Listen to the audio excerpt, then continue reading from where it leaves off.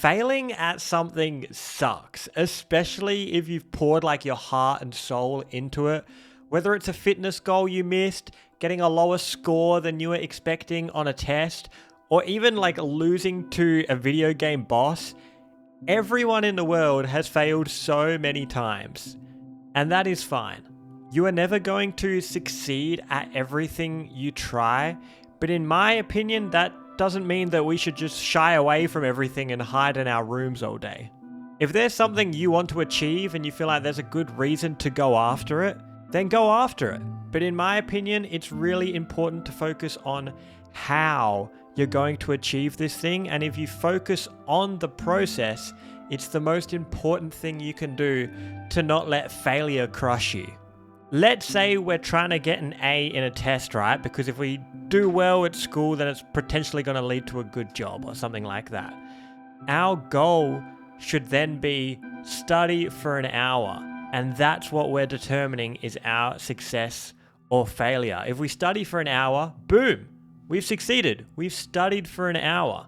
Having the process be something we focus our failure or success on is great because it's pretty much 100% in our control. If you didn't study for an hour and you fail, damn, that's your fault. You failed.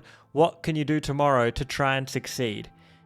In a weird way, I think a lot of people make goals that are not 100% their control. Like if your only goal is to get an A in a test, well, what if the test is way harder than you thought and barely anybody gets an A? You can't control that. What if your goal is to get 1 million subscribers on YouTube?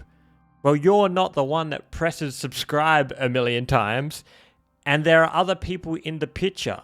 So I think you should focus on the process. Like, I'm going to make one YouTube video a week, or I am going to edit for 4 hours today. So we have our process that we're focusing on, and it's trying to achieve some result that we want.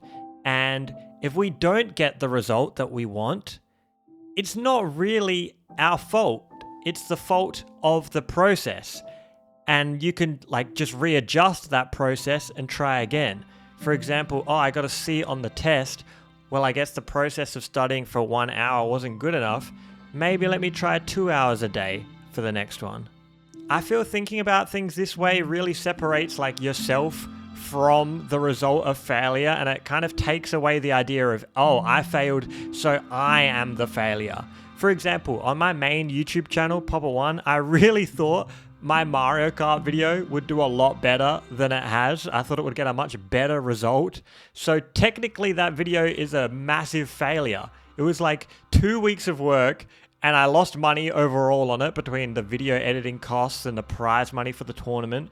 So I literally worked for like 2 weeks just to lose money. So it's a pretty bad business.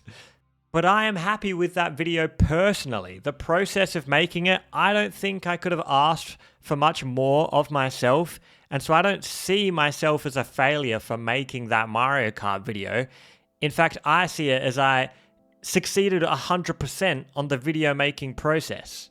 And so because I don't feel like I am a failure because I made this Mario Kart video that didn't end up doing well, that doesn't mean I can't just look at the process and be like, people don't seem to like this from my channel. Let me change the process next time. Maybe make a Smash Bros video. Maybe make a Mario Kart video that is a bit more casual. Bringing it all together, sorry, because I've been a little bit all over the place in this video, I think it is best to separate yourself from your results, is what I'm trying to get at. We exist as people no matter what goes right or wrong in our life. The things that you have complete control over, in my opinion, those things should be your measure of failure and success. The results that come from these processes are not entirely in your hand. So if you don't get the result you want, it's the fault of the process. So just adjust it or completely switch to something else.